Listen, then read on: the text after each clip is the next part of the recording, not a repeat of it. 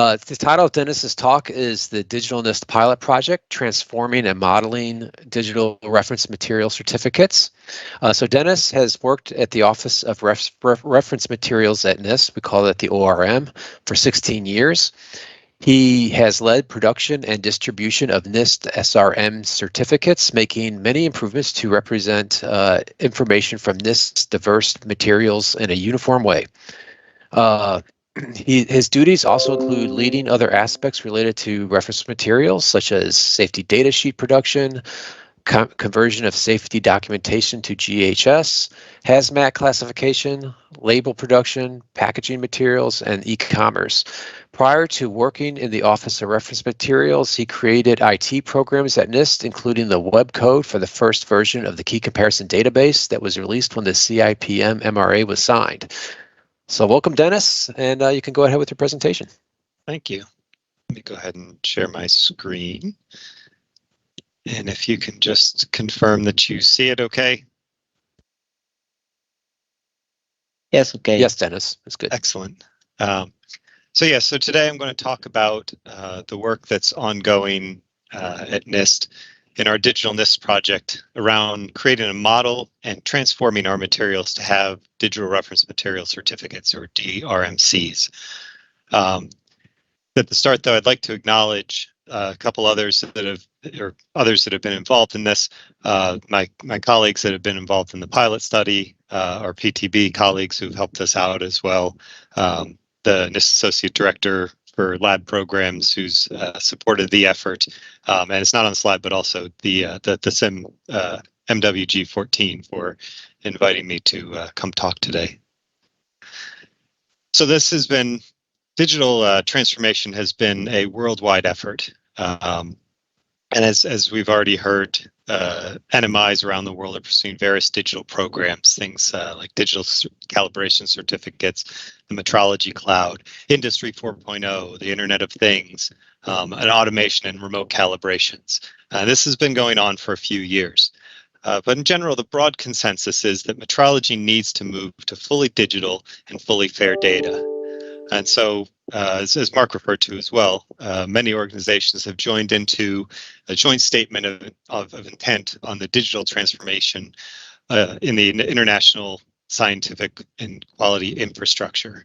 And the joint statement provides a platform for the signatory organizations to come together to indicate their support in a way appropriate to their particular organization to the development, implementation, and the promotion of the SI digital framework as part of a wider digital transformation of the international scientific and quality infrastructure. So just looking at FAIR real quickly, what is FAIR? FAIR, we want this data to be findable. We need to describe it in ways with lots of metadata around it so that we can index it and we can search it quickly and find what we need. We're getting more and more data as we go through this, and it's like, I don't know, it's like if you had a huge library of books, it's going to take you forever to get through. So you need to have a way to find that data quickly. It needs to be accessible through a well-defined and universally implementable protocol. Needs to be interoperable to be able to interact with other systems. You use a formal, accessible, shared, and broadly applicable language, and it needs to be reusable. So using that rich metadata and documentation that it actually meets the relevant needs of the community. So in 2022, NIST convened a pilot project to look more in depth at what it would take to make the digital transformation here. Some of our objectives were to evaluate existing DCC schema and its applicability to the NIST calibration reports and certificates of analysis for standard reference materials. Also to assess resources required to deliver this digital data for the NIST measurement services. We wanted to get out of this as well some deliverables. We wanted to be able to create a fully digital NIST calibration report and certificate of analysis, at least some kind of prototype of them. And we also wanted to look into and create some human readable versions of these digital reports and certificates from this this digitized data. So a digital NIST will enable sharing of interoperable metrology data and other digital tools, and also serve as a repository of data. It's going to require substantial investment in data and computing infrastructure to ensure the digital traceability for all supporting measurement services.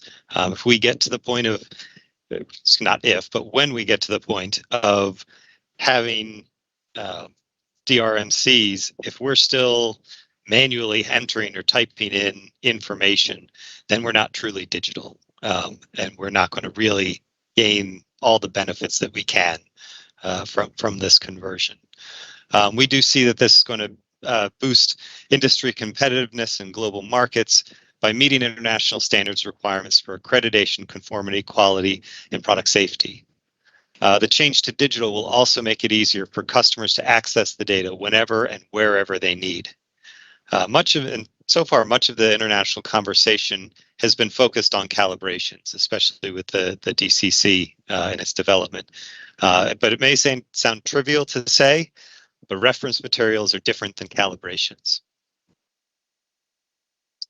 So reference materials, they're materials that are sufficiently homogeneous and stable with respect to one or more specified properties, which has been established to be fit for its intended use in a measurement process.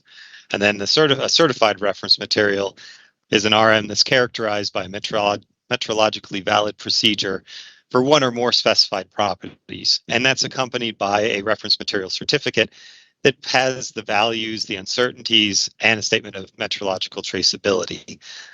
So for NIST, we call our CRM standard reference materials. They have at least one certified value.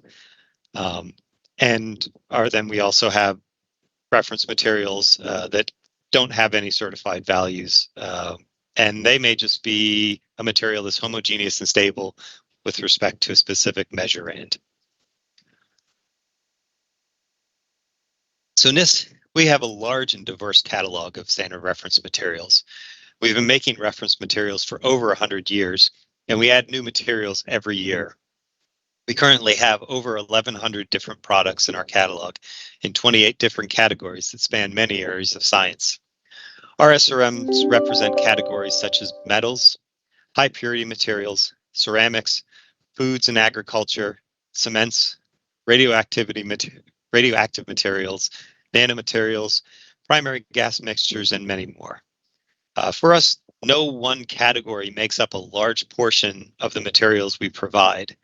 And one of the benefits of this diversity of materials is that this will help make the schema or model that we create more robust, because while we've worked and all of our certificates are similar in format, each of the categories provides some kind of unique information to it as well. So looking at the different steps on the pathway to digital metrology starts with digital documents. It moves through going to having machine readable documents, then machine executable content, machine interpretable content, and ends, at least for now, with our thoughts on machine controllable content.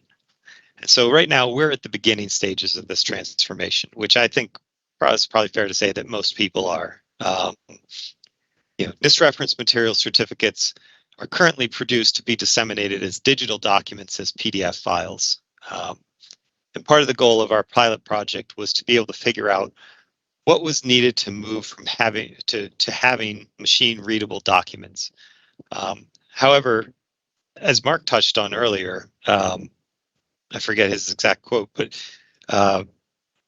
creating a machine readable document, it needs to be more than just recreating the current certificate format in an XML format. Humans and computers process the data differently, and we need to adapt the information provided in a DRMC. The next steps need to move towards having data that can be actionable by machines, and that's not going to be the same presentation as what we provide for humans to read right now. Also, we could create an XML schema relatively quickly just looking at the ISO requirements. However, that would be missing the context of the information. The bigger challenge is creating a model for DRMCs that represents the way reference materials are used and is usable by a majority of people. So a model is a representation of what something is and does. It can be used to predict and think about the behavior of its focus from one moment to the next. While our focus here is reference materials, the concepts of modeling apply to any other thing that we want to look at. What gives the models its meaning is that they are part of a knowledge life cycle wherein we can learn as much as possible about something and organize all that knowledge into one place. So looking at the stages of modeling, we start with the early stage where we're just collecting data. We started looking at different certificates, what's in a certificate, looking at ISO guides and standards, etc. Just to start collecting all this data, all this information. And once we do that, then we can start to classify them. We can see where there are similarities and where we can generalize. So that's a stage of a lot of learning to see what things align and what things are disparate from each other or different from each other. Then we can move on to a more formal stage where we start to strive to formulate these principles and rules and be able to take information and logically analyze what's going to happen if we put this information into this model or the system. And so we systematically organize the body of knowledge here. And then finally, once we have that model, then we move to the application stage where we can use technology to create something that humans and machines can understand. While our overall goal is to get from step 1 of modeling to step 4 and have an implemented technology, the process of modeling is really iterative and frequently requires us to move backwards to a previous step as we add new data or as we learn new things, since we need to continually evaluate whether the new information fits into the model. And the important task here really is to support the accurate representation and translations of this knowledge. So NIST is one metrological organization in the global metrological ecosystem. And we have complex and variable metrological data, and we're performing incremental modeling of the data and workflow to put into a digital infrastructure. Excuse me. So some things to think about when we're engaging this kind of process is that we have individual teams and specialized data looking really at some really detailed information. But from that, we need to look and we need to find these unifying abstractions that apply across all of these specialized data. And in doing that, that's how we discover different individual components of the infrastructure. They can, sometimes they may feel like they just appear when two things click. But then as those keep getting discovered, we need to make sure that they're synchronized and that they fit together throughout the development phase. And then always keeping to push to look at the broader context to see the big picture of the model. So for NIST, in our pilot, we looked at, for reference materials, we looked at taking our certificates as they are now, converting into XML data, and then also converting them back into a human readable RM certificate. And one of the categorizations, or some of the categorizations that we saw, we based on the convergence of the type of value along with the mode of certification. That was an interesting, when we gathered together our data, seeing the way things fell along those lines. And so We've been working to create this DRMC schema and this model that meets the needs, excuse me, that meets the needs and requirements of both NIST and its stakeholders. We looked at ISO 17034 and ISO Guide 31 to inform our model. We looked at the NIST quality manual and NIST policies. And we talked to our customers as well to get their input. And the current draft schema framework breaks down the information in the certificate into 6 different areas: organization information, reference material identification, material information, context, provenance, and references. I'll talk about each of these a little bit with some examples in a moment, showing some examples of what's currently in SRMs.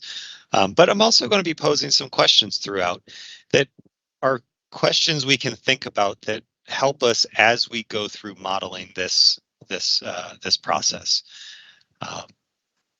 So starting off with information in the organization identification section, it will identify the organization or organizations responsible for the production of the reference material that is specified, and that's information that's specified is required in 17034 and ISO and Guide 31. In addition, it provides the ability to indicate whether the producer is a national metrology institute, a designated institute, or another type of organization. We also recognize that there is more collaboration between organizations nowadays in producing reference materials. So the schema will accommodate listing multiple organizations and being able to describe the relationship between those organizations. The next section, information in the reference material identification section, will allow for the unique identification of the reference material so that the DRMC can be matched up to a unit in hand. Right, I mean, we've got the material needs the certificate to really be useful, and the certificate needs the material, otherwise it's just, well, currently a piece of paper, eventually a bunch of ones and zeros. So the schema will allow up to 4 levels of differentiation, including the overall product number or ID, a specific batch of material, a specific lot of material, or a specific unit designated by a serial number. And this approach should allow for proper identification of the material and units based on their homogeneity. One of the things we saw at NIST with our materials is that the majority of our materials have homogeneity that applies across multiple units. So for these SRMs, one certificate applies to multiple units, and the certificate is available to everyone. But we also have SRMs that have homogeneity that applies to a single unit. And each of those units gets a unique certificate. And those certificates only get distributed to the customer that purchases that unit. Each of these distribution types raise their own concerns and security questions. The digital certificate must be flexible enough to allow to be able to identify the entire range of units to which it corresponds, and also be able to identify the specific unit to which it applies. The security on the digital certificates must also be flexible to allow for both public availability and individual availability. So the next section is the material information section, and that contains the bulk of the information about the reference material. The data contained in this part of the DRMC is information inherent to the reference material, and it's broken down into 4 different subsections: unit description, usage information, measurement information, and additional information. So in the unit description, that describes the physical nature of the reference material. You can think of it as the product specs. Some of the information that should be stored here are things like, what is the material? Is it a liquid or is it a solid? How much of it is there?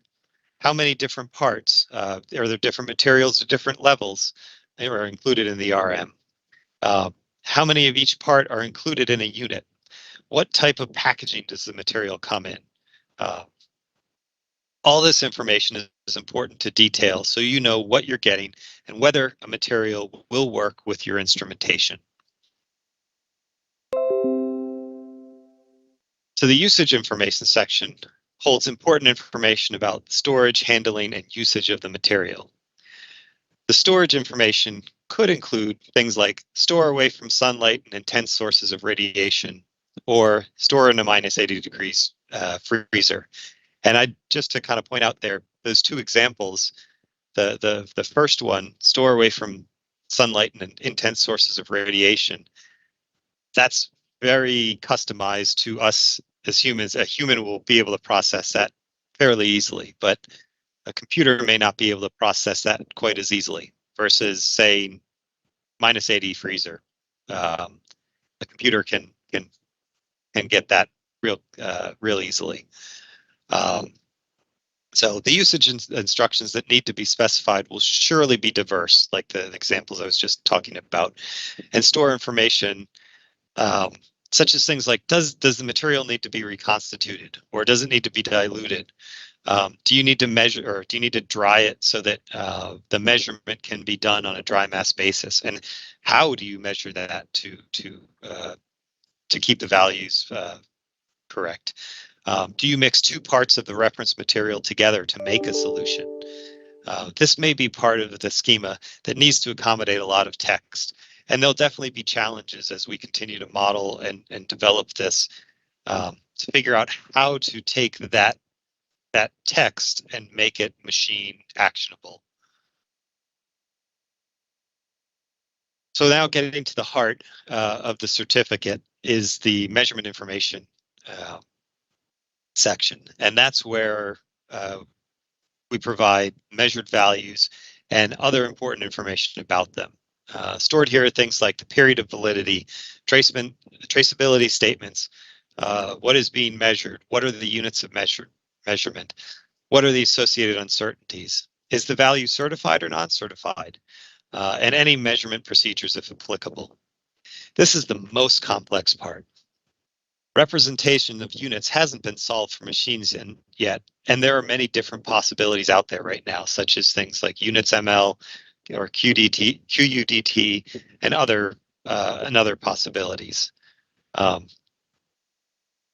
if you're measuring more than one value, do they have the same period of validity, or can the period of validity be stored based on the measurand?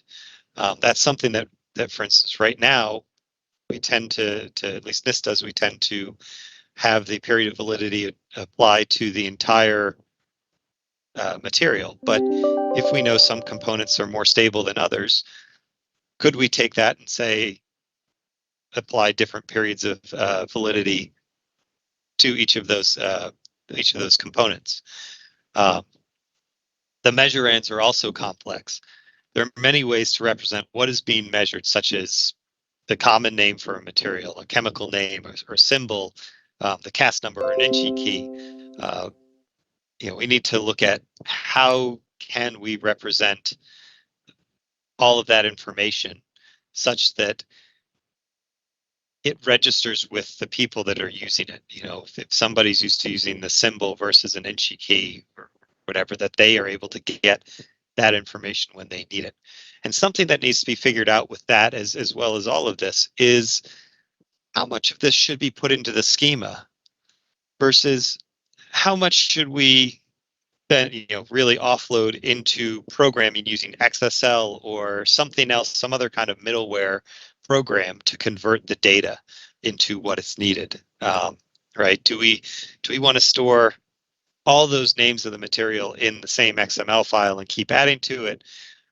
Or is there some way we can do that as a lookup? And which is better? That's stuff we want to look at as we model. And the types of values that we deliver in our SRMs are also varied. The most straightforward SRMs have one value and one uncertainty. Other SRMs may be matrix materials and have multiple measured values and uncertainties. There can be potentially hundreds of measured values and uncertainties in an SRM. In addition, some of the values may be certified and some may not be certified. The values, other SRMs that we have, the values are DNA sequences, and the representation of a DNA sequence is completely different from that of a value and uncertainty. And you kind of see that on the right side of this slide, the difference between those two. And it's so stark. So the schema that we develop, this model that we develop, must be able to accommodate these very different kinds of values. And our approach is to favor flexibility in delivering these values so that they can be delivered in the units preferred by our stakeholders. Due to the nature of the work in the lab, a user performing ignition testing may prefer to have a non-SI representation, such as a percentage, since that's what they're using or what they're familiar with. Or a user measuring coating thickness may provide measurements expressed in mils. So providing that flexibility to the SRM stakeholders is fundamental to creating a DRMC that will satisfy customer needs in these disparate technical areas. And then moving to the final subsection of the material information is the additional information, because we need to be able to store information that's not really representable by text. This includes any necessary graphs, figures, photos that provide information in ways that are easier for comprehension. Because sometimes a picture, like a chromatogram, communicates information much more clearly. These may be encoded with the schema. However, we're investigating whether they should be stored outside of the schema as well and linked to it. Those are all things we need to think about. So moving back up a level, back to the main 6 sections. The next section is the context section, and that holds the information specific to the organization that it needs to communicate. These may be things such as legal notices, maintenance statements, warranty statements, or other information that's part of an organization's policy. And then, the next section is the provenance section, which contains the revision history of the certificate. A challenge of certificates is that they get revised and change over time due to the longevity and the stability of the materials, because these reference materials can be around for quite a long time. Especially if you're using a chunk of steel, that could be, that could be around forever. So the changes that can happen can range from having a simple editorial change to extending the period of validity to adding or changing the measured value. And customers need that measurement history, especially when they're talking to auditors when they come in to show their traceability. Currently, when a certificate gets updated, it creates an additional version of the certificate. We're looking at how to incorporate that information and the changes so that maybe we can embed all of the information from previous revisions into one certificate file, so that we don't have multiple copies laying around or people using the wrong information, but that kind of, again, going back to FAIR, that historical information is easily findable. And then the last section of this model and schema is the references section, in order to cite any publications that are relevant to the certificate. So throughout the pilot, we've also been considering some additional topics in the development of the schema.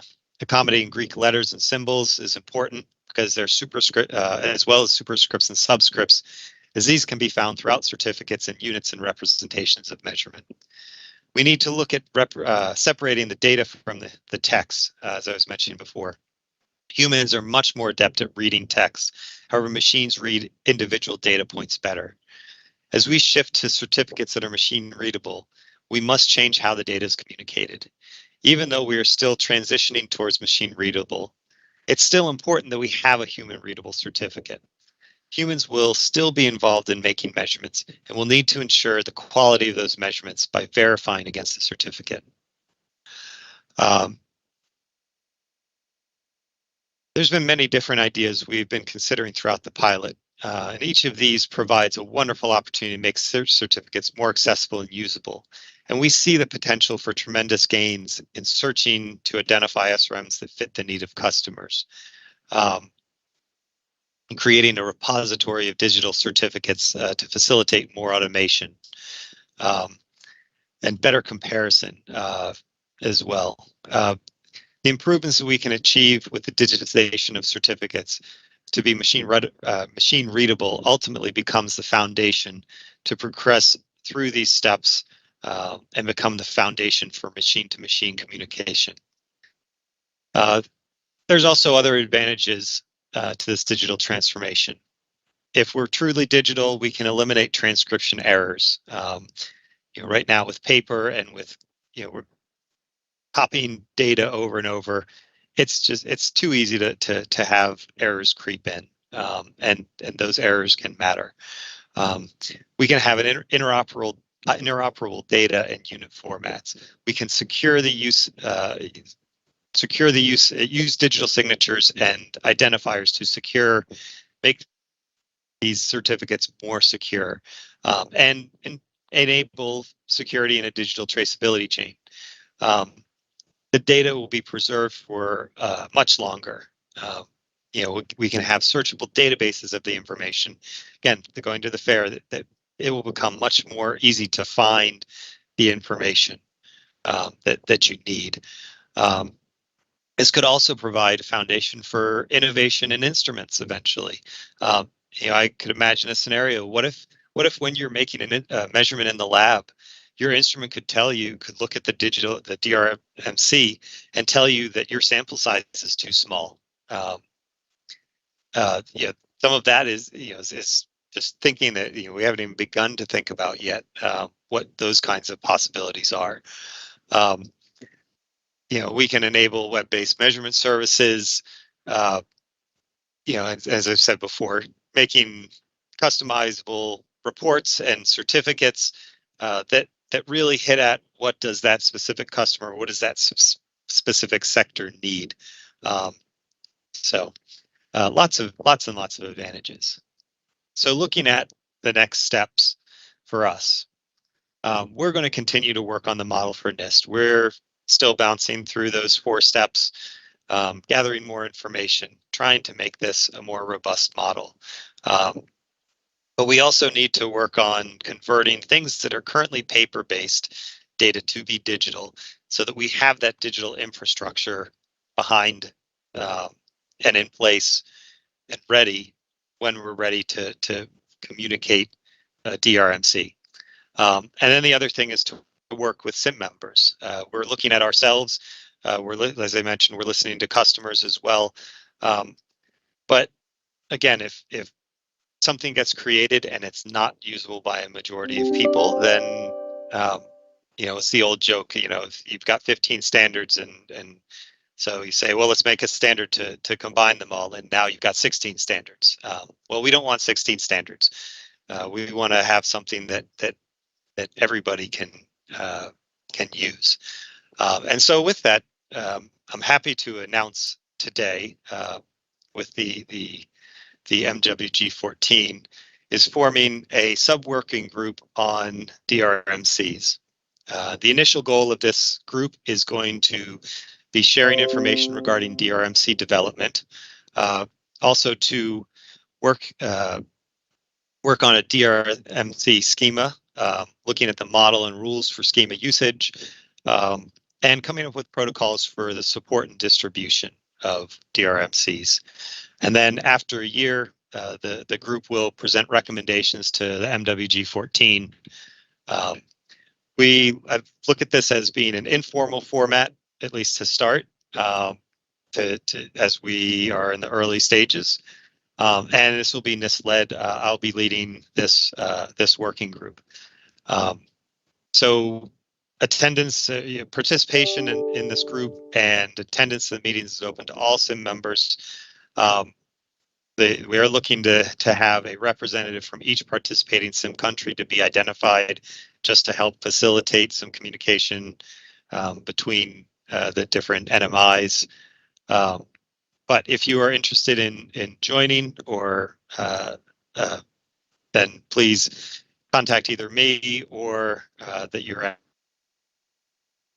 and present BG14, and my email address is there, as well as the general digital NIST at NIST.gov email address. And I think they're also going to get put in the chat. But I want to thank you for your attention and listening, and I'll take any questions at this point.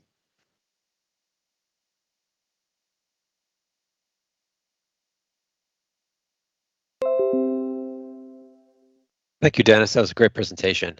We do have a few questions in the chat. I've also put your email address in the chat if you want to reach out to Dennis about the new group we're forming.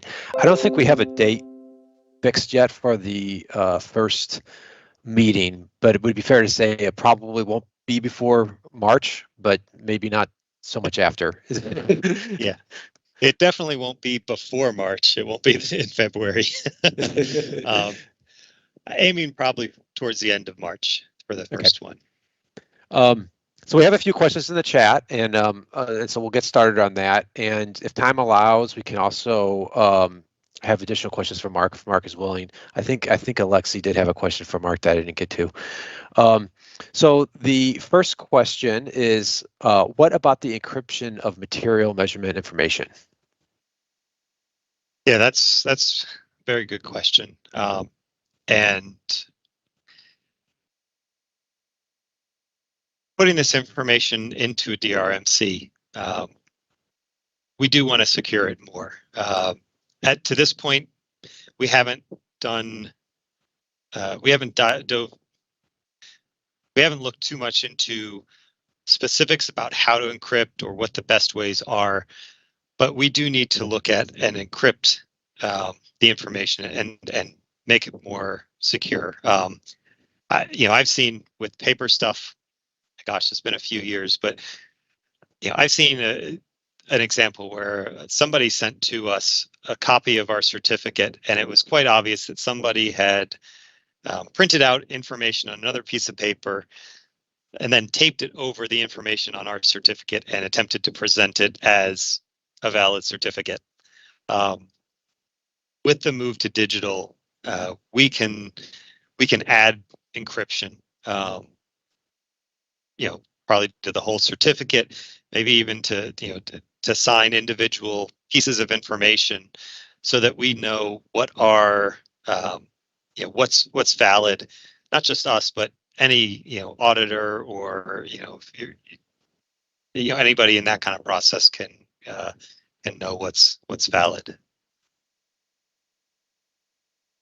All right, thanks. And so the next question is from Alexi, and he asks, the additional information, is that for humans or also for machines? Must the additional information be made interpretable for machines? So there's very good observation that I was thinking as I was making the slides. It's like the additional information seems pretty geared towards humans right now, and sure enough, it is. Does it need to be made interpretable for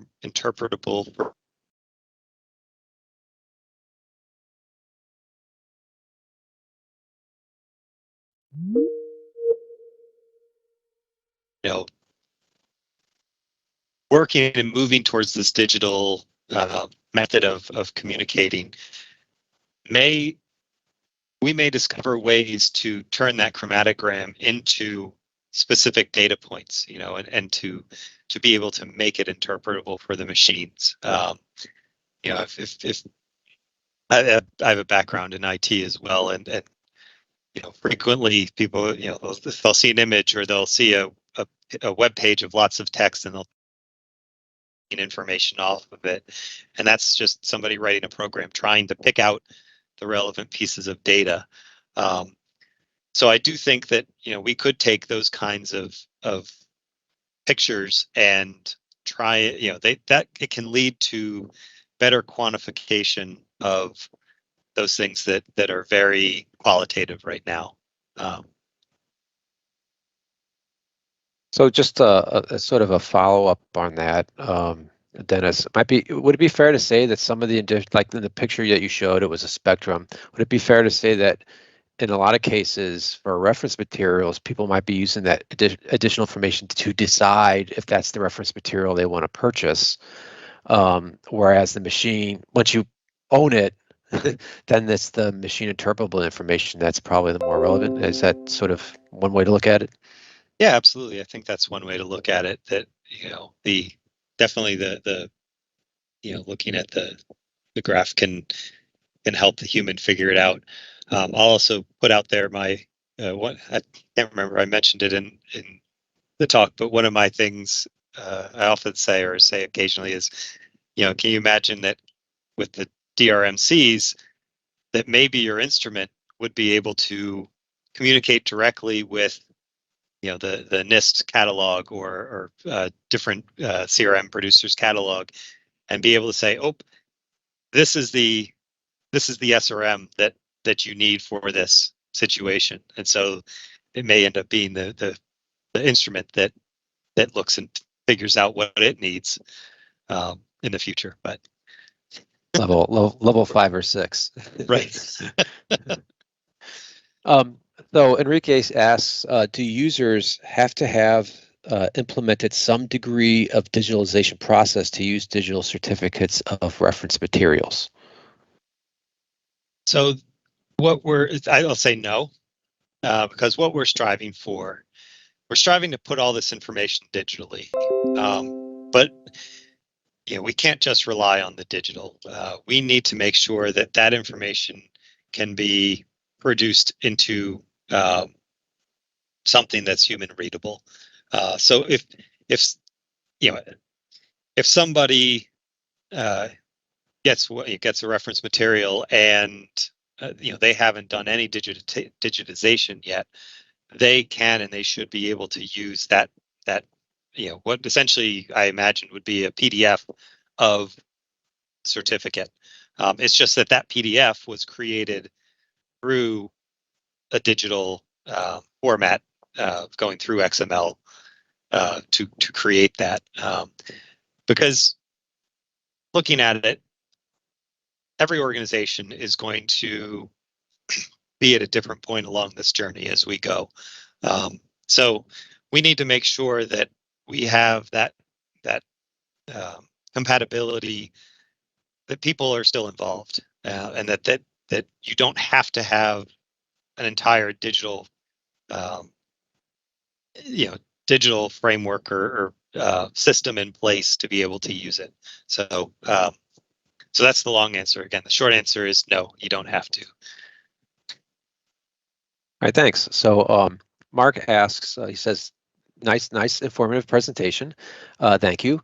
Has the model progressed far enough to explicitly distinguish CRM data model from the calibration data model? Do you think a higher level abstraction exists that covers both? So I'll answer the second one first. Do I think a higher level abstraction exists? Absolutely. I think there's definitely similarities between calibrations and reference materials. One of the big reasons that we looked into a model specifically for reference materials is that reference materials are based off of ISO 17034 and calibrations are off of 17025. And while there's similarities, trying to jam in reference materials and fit them into and act like they are calibrations, it wouldn't provide optimal usage for reference materials. And so in some ways, what we're doing is going back to that modeling idea. We are taking and doing a cycle of learning on reference materials, so that eventually we do want to take the model and compare it to the calibrations one and see, okay, how can they be combined? I don't think we're at that point yet. I think we're still doing a lot of learning. We're as I mentioned, we've been doing a lot of NIST learning, talking to more people in SIM and getting broader and broader is just going to make the model and give us a better understanding of the needs for reference materials. Yeah, thanks, Dennis. I think just sort of follow up on that. I think as part of the pilot project, we initially thought that a lot of the metadata would be similar, but at least I sort of realized that it really wasn't that similar. And if you try to force fit the metadata of the calibrations into the reference materials, it could lead to confusion. And one example, and please correct me if I'm wrong, Dennis, because you're the expert on reference materials, but one thing I thought of is like one of the pieces of metadata is the lab like that did the calibration. Well, for reference materials, there could be the lab that you bought the reference material from may not be the same as the lab that produced the reference material, which I guess in some cases could be even different from the lab that certified the reference material. And so that could lead to confusion. I don't know if you have a comment on that or not, but hopefully I got that right. No, that's a pretty good example. There, yeah. Well done, James. Okay, we have another question in the chat, and you have to forgive me on this one because for some reason the font on my chat is coming out very large on this, so it's going to be a little bit difficult for me to read. So this is from Sideli, and the question is, good morning. In my opinion, a lot of information can confuse industry. For metrologists, for metrological and statistical control, it looks very complete. How can we help the industry with a general report without losing focus on traceability? So I think that you're right. When we have a lot of data, we can get overwhelmed. It can lead to confusion, and that's where it goes back to the idea of having fair data, the findable, accessible, interoperable, and reusable. And it's why it's so important to have rich metadata around the information, whether it's in the DRMC, whether it's merging something like the M layer together, because once you have that metadata and you can provide the context, then when we want to get the information out, somebody's going to be writing some kind of code to do transformation. We can find and we can specify the information that is relevant to those people that are going to use it. So we can essentially ignore everything else and just focus right down on the information that they need, because we've made this information findable with this rich metadata. Okay, thanks. And Hugo asks, he says, thanks, Dennis, great presentation. I see an opportunity to identify building blocks we can reuse between DCC, DRMC, digital certificates for proficiency testing exercises, model approval testing. Should we take into account an effort on reusable component architecture? Absolutely. Throughout all of this, at least in my mind, I keep trying to think of how does it fit to the bigger picture. And I think you're right in naming those things that they have, that there's going to be similarities. And so we definitely should take into account reusable components.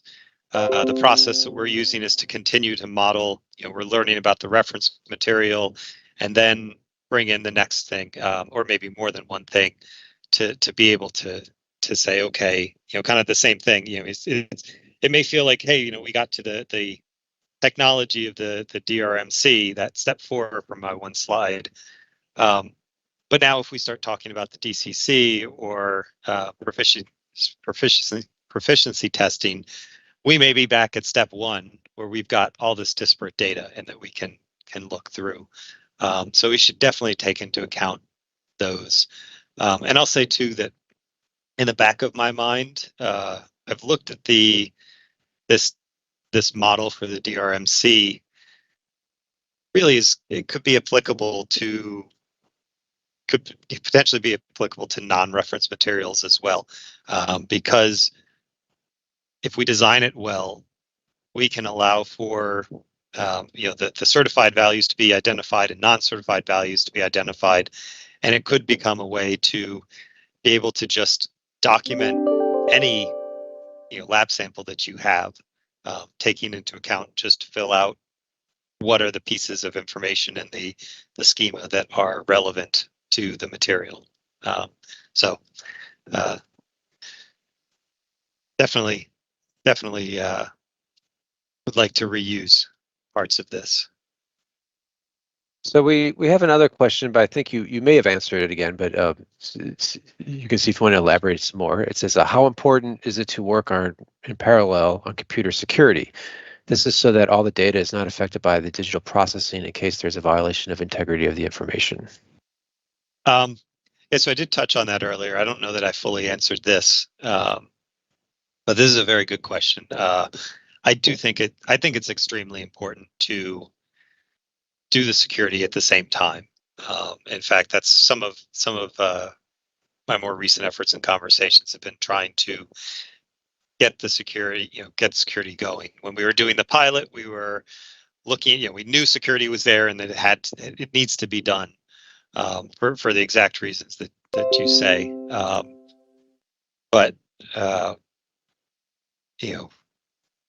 we need to get that going in parallel now, because we can't develop it and then try and tack security on afterwards, because it's just it's not going to fit. It needs to be, as we say here, it needs to be baked in from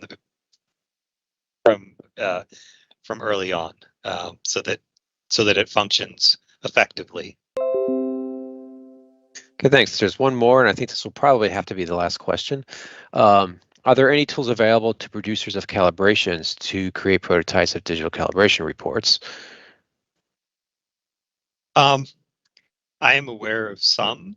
I think actually, I know. I'm sure they'll talk more about for digital calibration reports. I'm sure they'll talk more about that next week at the DCC conference. But I think, Jim, you may actually know some more of them since you were doing more on the calibration side. But there's like the JemmyMeg tool.